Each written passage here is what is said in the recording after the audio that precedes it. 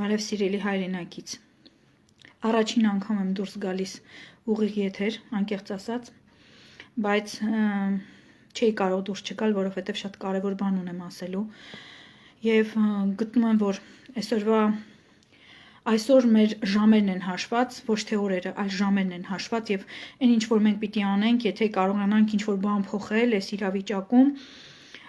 կարող ենք փոխել ընդհանրապես 1-2 օրվա ընթացքում։ Դրա համար արագ ինչ որ բաներ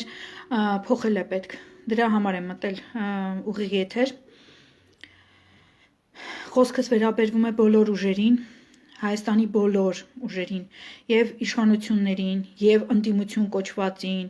եւ իրական ընդդիմությանը, եւ ժողովրդին եւ բոլորին։ Այստեղ ես խոսք ասեմ, որը կվերաբերվի բոլորին։ Եվ եթե դուք լսեք ուրեմն մեղադրանք իշխանությունների վերաբերյալ, դա չի նշանակում, որ ընդդիմության վերաբերյալ դա չի լսվելու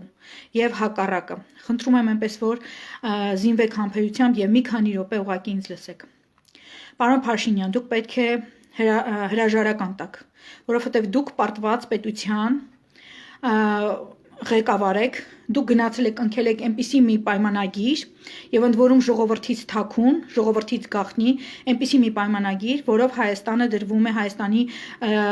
ընդհանրապես Հայաստանի կյանքն է դրվում վտանգի առաջ։ Եթե այսօր դադար են առել պատերազմական գործողությունները, դա դեռ չի նշանակում, որ վաղը միսօր չեն սկսվելու եւ դեռ չի նշանակում, որ մենք վերջացրինք, ավարտեցինք մեր ուրեմն պատերազմը եւ հիմա կարող ենք խաղաղ ապրել, դա այդպես չի։ Դուք ստորագրել եք կապիտուլյացիայի պայմանագիր։ Ուրեմն, ինչ է պետք անել։ Իմ կարծիքով առաջին հերթին պետք է ստեղծել եւ ոչ միայն իմ կարծիքով, պետք է ստեղծել նոր ղեկավարություն եւ եթե ինձ հարցնեն կարող էի ասել ազգային ուժերից ընտրված կառավարություն, բայց քանի որ ազգային ուժերը այսօր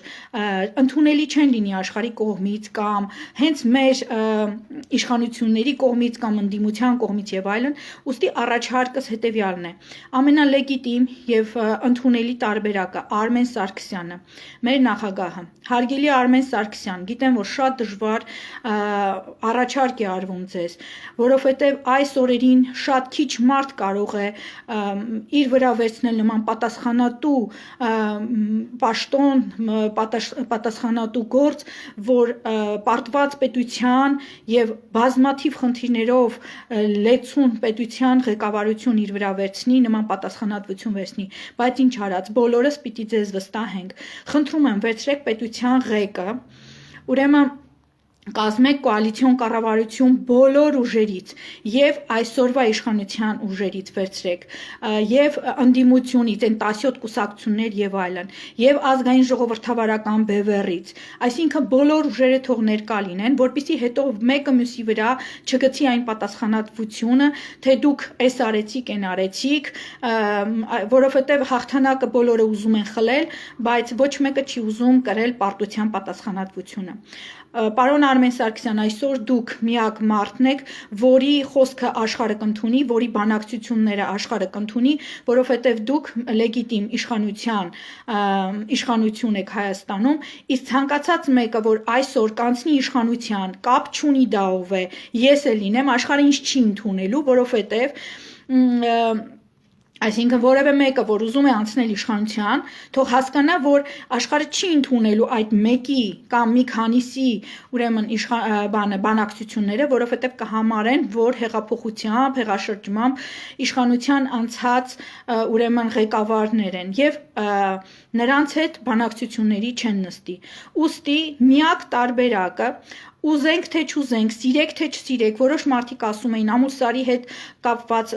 բաներ ունի, խնդիրներ կան Արմեն Սարգսյանի անվան հետ եւ այլն, այդ բոլորը ես գիտեմ, բայց այսօր Արմեն Սարգսյանը միակ լեգիտիմ ղեկավարն է, որին կարելի է վստահել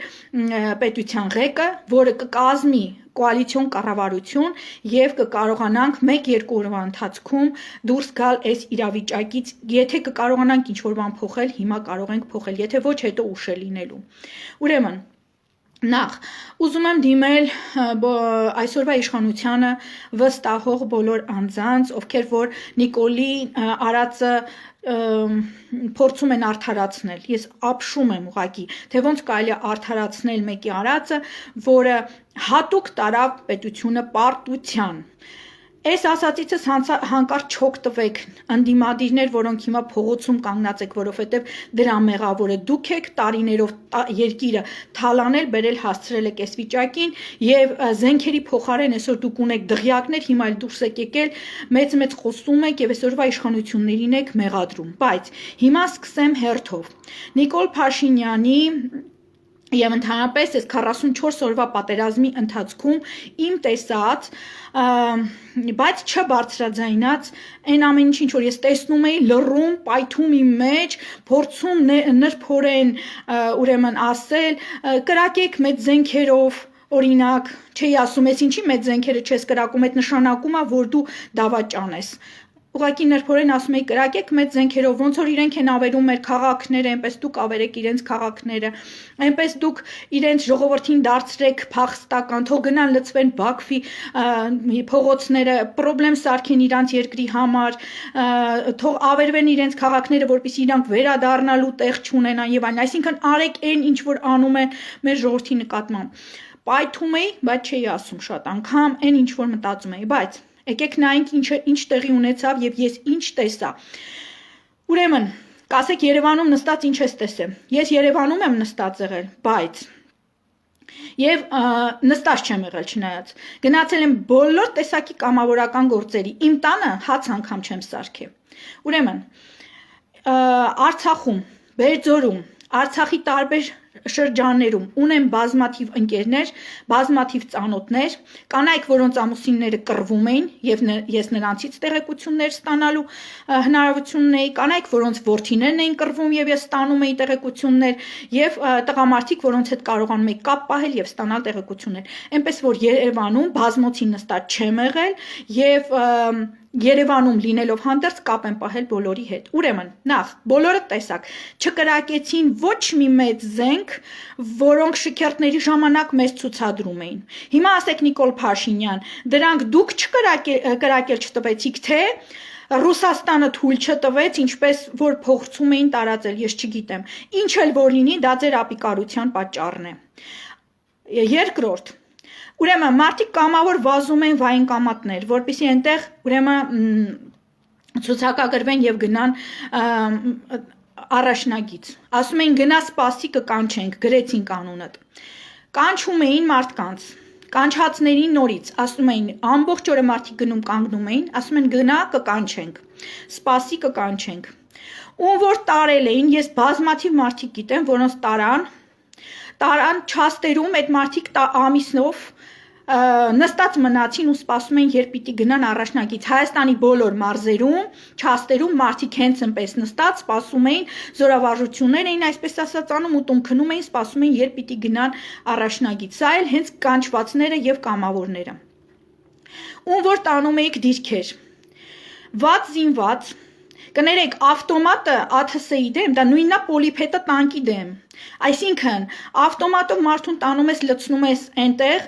ոչ քնապարկ ունի նորմալ, ոչ նորմալ հագուստ ունի, ոչ էս ունի, ոչ են ունի։ Մեզ բան էի կանում, թե սուս մնացեք,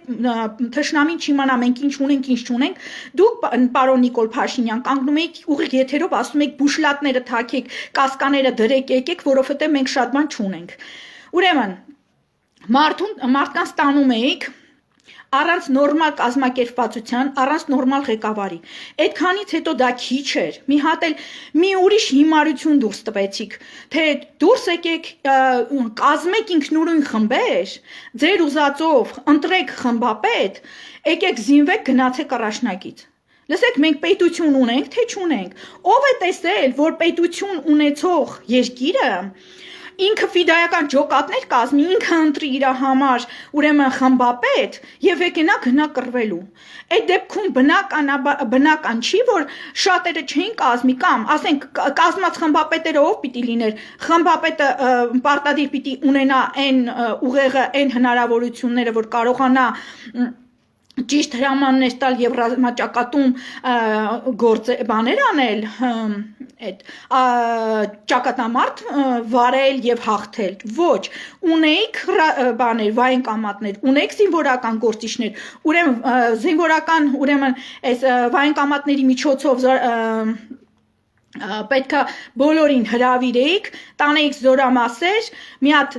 լավ վերապատրաստեիք, ոնց որ ոման էր անում,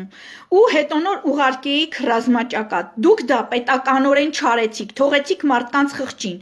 Օրական կանչում եք, թե եկեք մարդու կարիք ունենք, բայց իրականում չեք կանչում, կանչածներին է չէիք տանում։ Ձևեր չթափեք, պետականորեն ոչինչ կազմակերպված չի եղել։ Ինչ արել է ժողովուրդն է արել։ Գնում էին քնապարկեր էին կարում, գնում էին քողարկող ցանցեր էին գործում, ուտելիք էինք հավաքում, էս էինք անում, մենք ընենք ամ ինչ արել ենք մեր ուժերով, մեր փողերով, մեր հնարավորություններով հասցրել ենք բանակին։ Պետության կողմից ես չեմ տեսել դա։ Այստեղ հետո որ ասում եք փախել են, փախնողներից առաջինը նրանք են եղել հենց այն որ այսօր երեք եւ մյուս օրերին բաներից, հրապարակից ազատության հրապարակից հրապարակում հարցակվում են մարդկանց վրա, իրանց երկրի համար մտահոգ մարդկանց վրա ու քշում են տանում են KGB-ի պատվալներ կամ ոստիկանություն։ Ուրեմն առաջինը, եթե դուք տանում եք, պիտի տանեիք մեր ուրեմն ուժերին։ Ոստիկանություն, KGB, մյուսը, այսինքն ուժային կառույցներին պիտի տանեիք, բայց դուք չեք տարել։ Ուժային կառույցները մնացել էստեղ դիմակի համար մեզ տուգանք էին վերցնում, դրա փոխարեն կանչում էիք ու չէիք էլ տանում շատերին։ Հիմա Այն որ ասում եք ռազմավարական նահանջ, Արծրուն Հովհաննիսյան, մենք ռազմավարական նահանջ ենք անում, որպեսզի հետո կալմե չանենք ու կոտորենք։ Ռազմավարական նահանջի ժամանակ, օրինակ կոնկրետ Որոտան գետի հովտով, որ թուրքերը բարձրացե հասել էին Բերձոր, Որոտան գետի մոտով մի ճանապարհ կա, որով կարա տանկերը գնան, մի ուղի կա, ընդհանրապես այդ գետի հովիտը, եթե դուք քաշում եք դրանց ներս տանեիք, գոնե մինապատեիք, որ պայթեին, ոչ թե քաշեք, գիտեք ինչ, քաշել ներս տանել կա, նահանջել կա, նման բաներ կան, մենք էլ ենք հասկանում, բայց ոչ թե տանես հասցնես Բերձորի ճանապարհ, որը մեր կյանքի ճանապարհն է, Արցախը Հայաստանի հետ կապող միակ ճանապարհն էր մնացել, որտեղ Սոտ Քարվաճառը արդեն հաճախ փակվում էր, ինքներդ եք փակում, գրում եք անվտանգության բաներից ելնելով, փակել ենք Սոտ Քարվաճառը։ Կամ Ինչ ռազմավարական նահանջի մասին է խոսքը, եթե դուք չեք մինապատում անգամ ու բերում եք հասցնում եք Շուշի, եթե դուք տարել եք հասցրել եք Բերձոր ու Շուշի, այստեղ ռազմավարական նահանջի մասին չի խոսքը, այստեղ դավաճանական նահանջի մասին է խոսքը։ Ուրեմն դուք տվել եք Թուրքին նաև այդ ամբողջ տարածքներով հսկայական զենք փոխադրել, հասցնել մինչև ռազմաճակատ։ Երբ որ ասում էին, խոսում էին նրա մասին, որ Շուշիում մենք ջարդուփշուր արեցինք սրանց, ուրեմն զինապահեսները եւ այն, ինչ գործ ուներ զենքը այդքան մեծ, հասներ մի հատ էլ Շուշիի մատույցներ, որ դուք էլ բան անեիք, ջարդուփշուր անեիք կամ չանեիք։ Շատ լավ գիտենք ինչեր եք արել։ Այս ամբողջը պետության կողմից նպատակային տարված է եղել պարտության։ Սիրելի մայրեր, որոնք հիմա դողալով սպասում եք ձեր զավակներին, ովքեր Փառք Աստծո ողջ են մնացել, լավ իմացեք, որ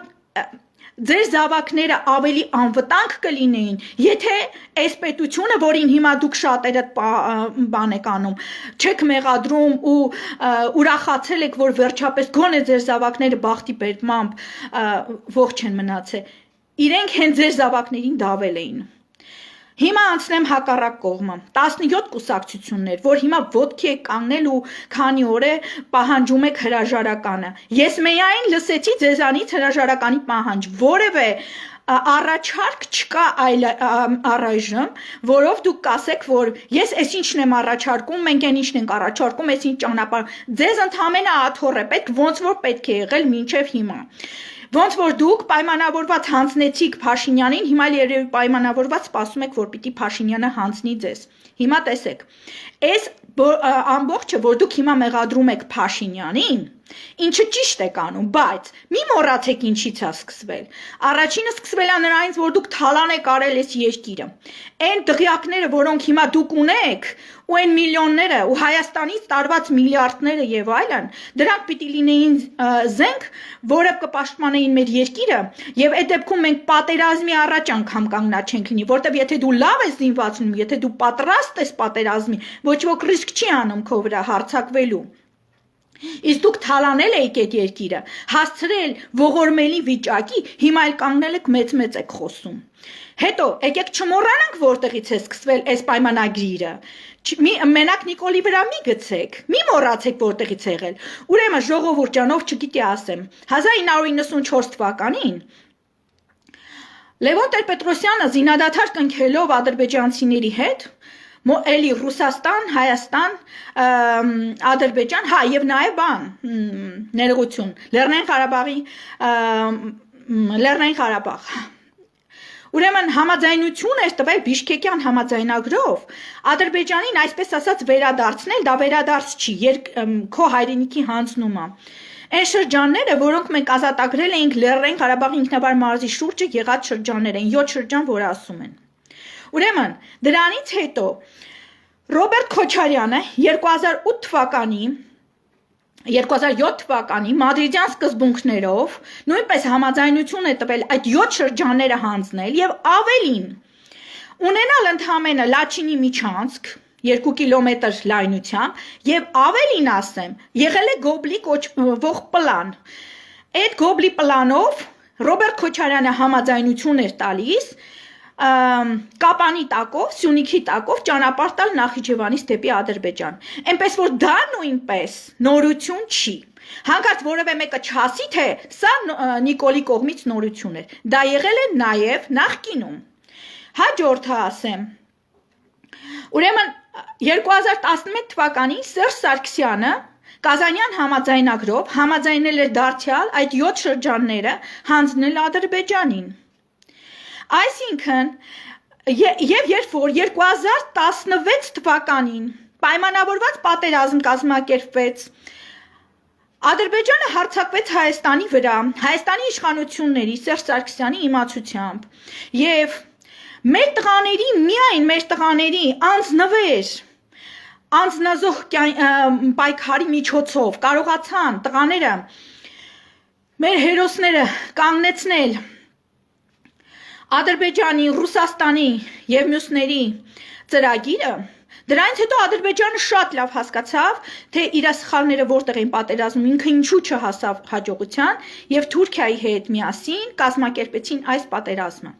Սրա մասին մենք բոլորս գիտենք, գիտեք, որ մեկ չեն ասում, չգիտեինք որտեղից հիմա։ Ուրեմն եթե այն մարդը, ով չգիտեր, ուրեմն ինքը ընդհանրապես քաղաքականության հետ թող չզբաղվի, որովհետեւ սա 4-րդ դասանի երեխեն եթե լուրերին հետևեր, ինքը կիմանար, որ պատերազմ է սպասվում մեզ։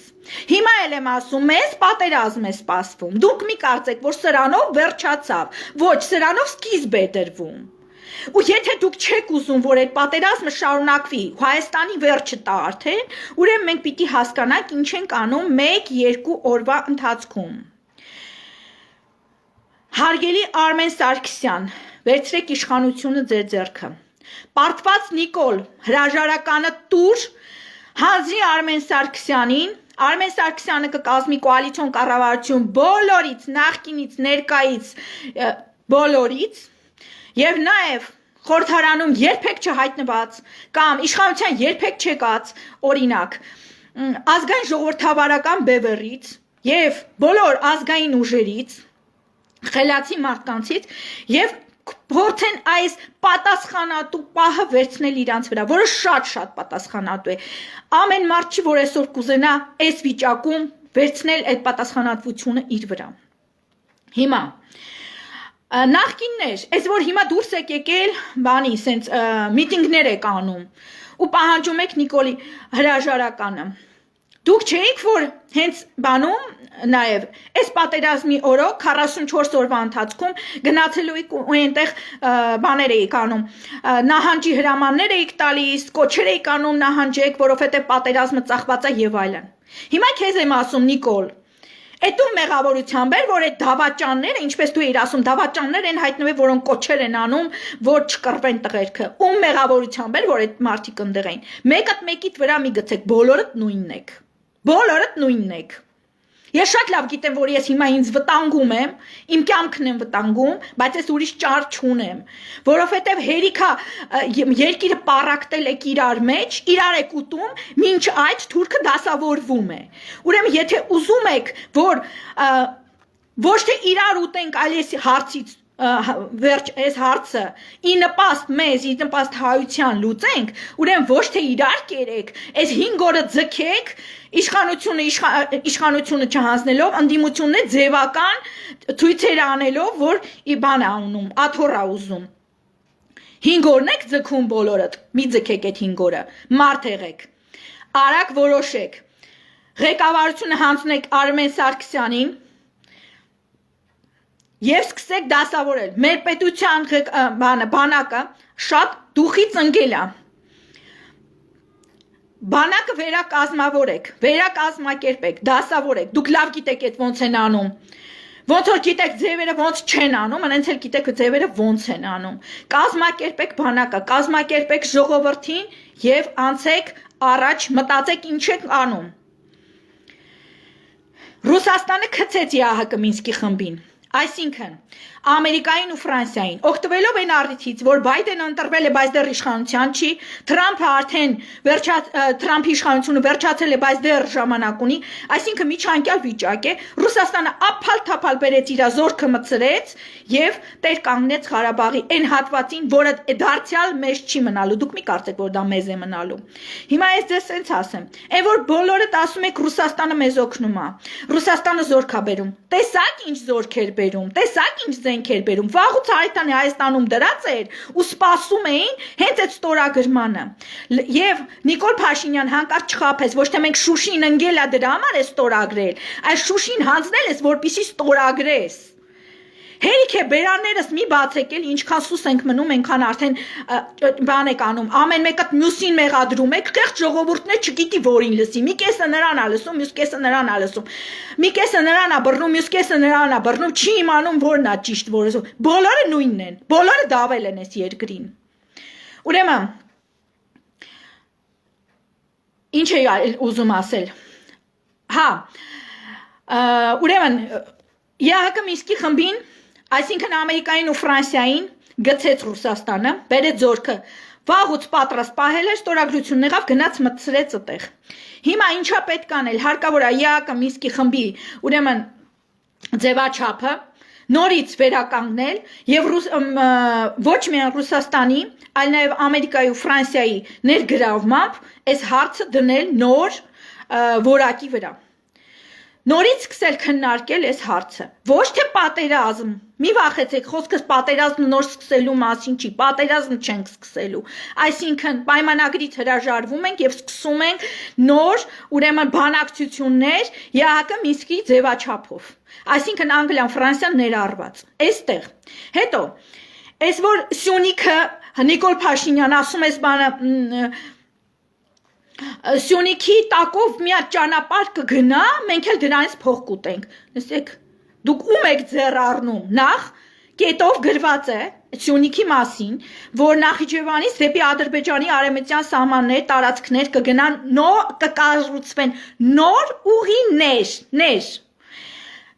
Թուրքիան դասավոր բան է անում, այդ արդեն որոշել է ստեղծել երկաթգիծ, ավտոճանապարհ եւ այլն։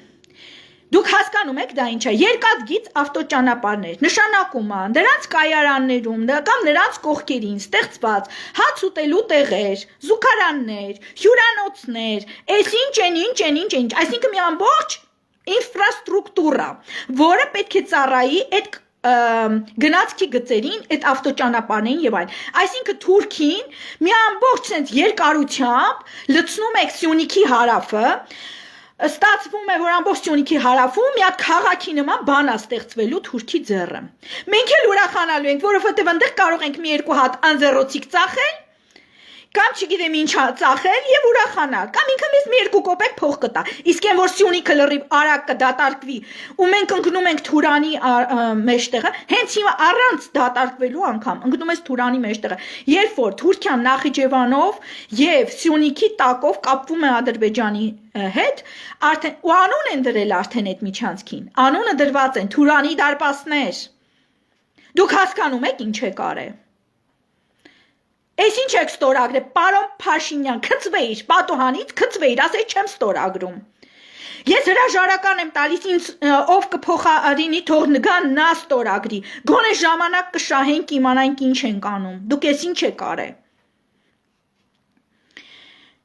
Հիմնադրամի գումարներ փոխանցեցինք միլիոններով Հայաստանից ու Սփյուռքից։ Ասում ենք այդ միլիոններից տվեք զենք առեք, եկեք բան արեք, հաղթանակենք, պարոն Փաշինյան, ես շատ լավ տեղյակ եմ, որ ձեզ առաջարկվել է Չինաստանից ու Հնդկաստանից զենքեր առնել, անօթաչու թռչոր սարքեր առնել ու դուք հրաժարվել եք։ Սա ինչ է նշանակում։ Ինչ է նշանակում կբացատրեք։ Բացի դրանից Հիմնադրամի փողերը ասում եք պահելու ենք Ստեփանակերտը վերակառուցենք։ Ինչ Ստեփանակերտս վերակառուցում։ Հələ մի հատ առաջինը երկիրդ պահեիր, հետո նոր կմտածեիր վերակառուցելու մասին։ Եվ ընդհանրապես ես արգելում եմ,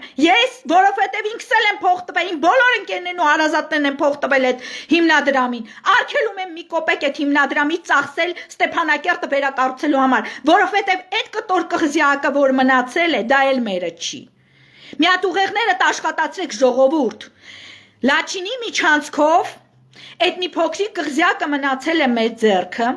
որտեղ տեղադրված են ռուսական խաղաղապահներ, նրա համար, որպիսի Ադրբեջանը բերի իր փախստականներին եւ տեղավորի այդ տարածքներում եւ պահպանի, այսպես ասած, խաղաղապահները պետք է պահպանեն հայ եւ ադրբեջանցի բնակիչների համատեղ կյանքը։ Այսինքն մենք այն ինչ որ տալիս ենք Ադրբեջանին, Քարվաճարի շրջանը, Հադրութը, Ջաբրայիլը, ուրեմն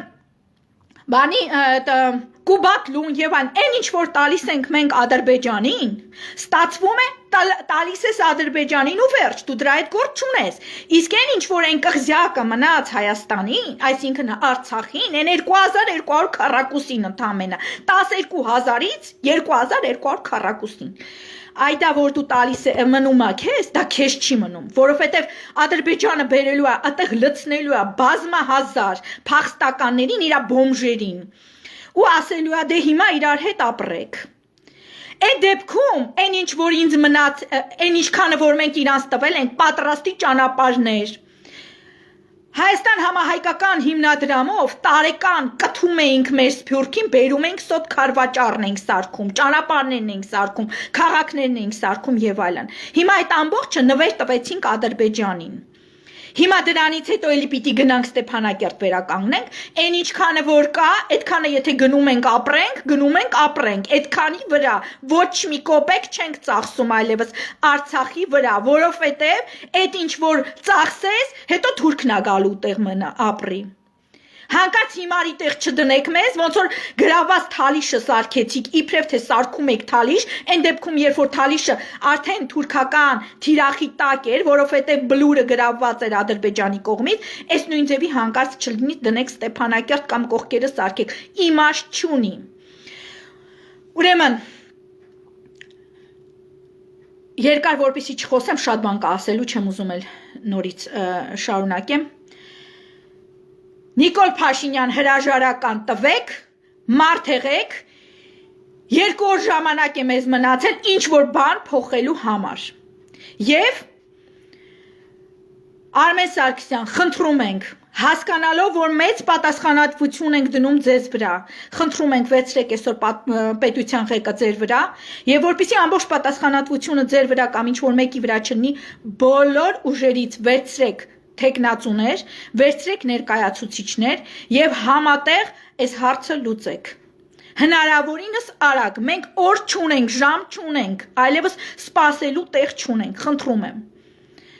Ստեցություն, շնորհակալություն բոլորիդ։ Ներողություն բորբոքված վիճակի համար, բայց այլևս էլ